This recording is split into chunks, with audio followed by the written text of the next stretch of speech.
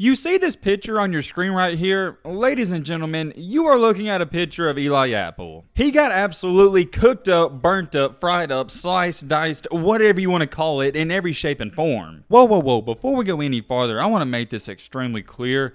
Eli Apple has a problem and he must be stopped. Here's my thing, and I really want you to pay attention to this and understand where I'm coming from. Do I think being cocky is a good thing? No, and in reality, nobody wants to see that. But however, I don't mind it if you are being cocky and you can back it up, because you're not really cocky, you're just confident. If you tell me you're going to get 200 receiving yards and 5 touchdowns and you go out there the next day and do it, I can't say that much. At that point, it's not being cocky, like I said, because you're backing it up, you're just telling the truth. Where it starts to rub me the wrong way is when you're not even being cocky, you're just being an a-hole that nobody likes. Everybody's entitled to their own opinion, but at least for me, I don't think being a little cocky is all that bad. I'll put it this way, and I think it's a better perspective. I believe in football and basketball, those two main sports, it's almost better to be a little cocky. You don't want to be that shy athlete who doesn't hold his head up and you just don't look confident, because that makes you a weakness. Getting back on track with Eli Apple, you can't even make an argument and say, oh, he's being cocky. Like I said, it's beyond that. As a sports fan, I love to see trash talk. It makes the games 10 times better. But what Eli Apple did all throughout this season, it's not even trash talk. We'd be having a completely different conversation and more than likely wouldn't be making this video if he tweeted out stuff like, oh,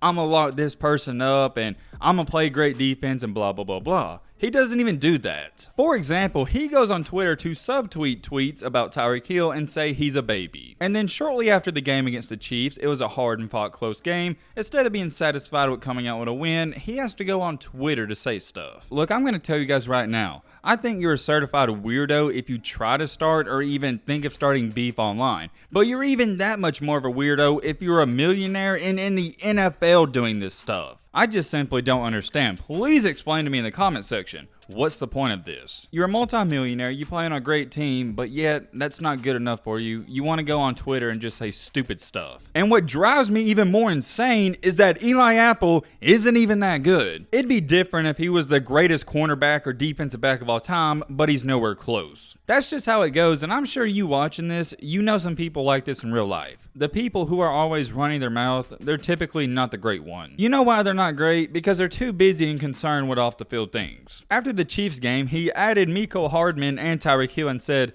hey, DM me y'all number and I'll hook y'all up with them Super Bowl tickets on me. I honestly believe the Bengal players and fans, they don't even like his antics off the field. It's just ridiculous, and you look like a clown when you're not even one of the best players on the team. That's just how it goes though. Whenever somebody gets a little success, they feel like they're on top of the world and nobody can stop them. Thank the Lord that the Rams came out and won that game, because if the Bengals would have won, who knows what he would have been saying on Twitter. And I also find it kind of funny and ironic he's been real quiet lately. Eli Apple, if you're going to talk all that trash, how come you can't keep that same energy whenever you're losing? Anybody can talk trash when they're winning. Have you ever noticed in a one-on-one pickup game, the person who starts talking trash is the one with the lead? It takes a real man to talk trash whenever they're losing. I'm not going to say Eli Apple isn't a real man. You can do what you want with this information. He hasn't tweeted too much after their loss. Let's take a look at this tweet I happened to stumble across. Coach Reggie said, Eli Apple was a 5-star recruit. Very impressive. The 11th ranked overall player in the country,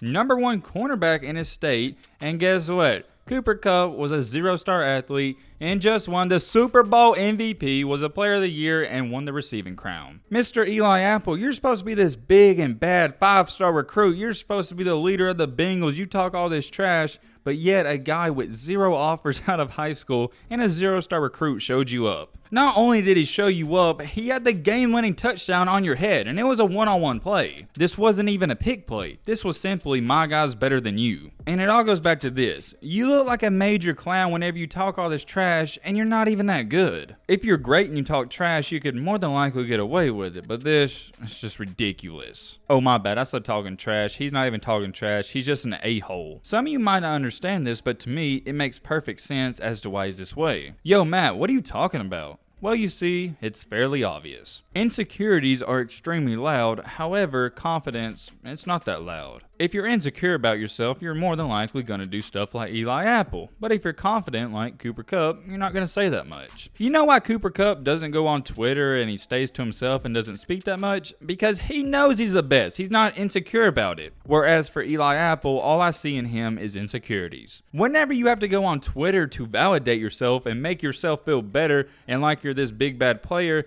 that shows insecurities. He would never admit this, but he knows deep down he's not that good. He's just playing an act. My biggest question mark is normally whenever you see people say outlandish statements online, for example, Jake Paul, they're doing it for publicity. Why do those people want that publicity? Because it brings in more money. Eli Apple, he has all the money in the world. Okay, I know technically he doesn't have all the money in the world, but he's making millions of dollars and he's set for life, if he's smart. So that's what drives me insane. I just don't understand this whole act. And if you want to take it a step even farther, I believe all this tomfoolery going on off the field is costing him more money on the field. It's never good to be bad terms on people because you never know when you're going to need them later on, and he's on bad terms with a lot of people in the NFL. Who's to say he doesn't get cut from the Bengals and maybe the Chiefs would like to sign him? Well, that's not going to happen because those players don't like him. It's the same thing for a couple other players that we're going to touch on in just a second. Oh yeah, I can't forget to throw in there Lamar Jackson subtweeted one of the tweets saying Apple Pack gonna hit hard in LA. I could read off thousands of tweets where they're just bad stuff about Eli Apple and thousands of people agree with it. I'll just read you off this one.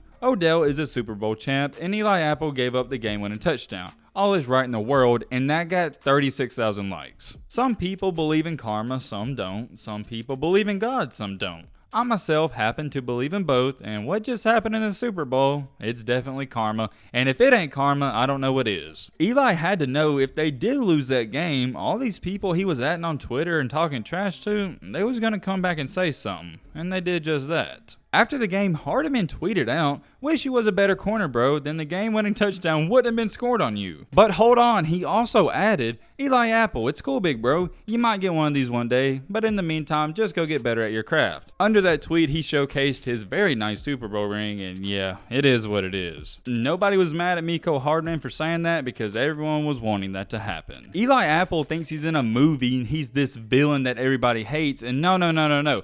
People aren't hating on you, dude. They literally just don't like you. You don't have haters. People actually hate you, and I hope that resonates with some of you. Nobody's hating on you, Eli Apple. They just dislike you. This is all a great lesson, and it goes to show you that having humility, it pays off. It's just better to be humble and have humility. It'll take you way farther in life than doing some of the stuff that Eli Apple has done. Eli Apple had to be stopped, and thankfully enough, Cooper Kupp and the Rams, they stopped him. Let me know your thoughts on this down below. But with all that being said, it's going to wrap up this video. Hope you guys enjoyed. Hope you guys learned something. If you're new to the channel, what you doing? Join the family. Hit that subscribe button. Leave a like for more. And as always, let's be great. I'm out, y'all. Peace.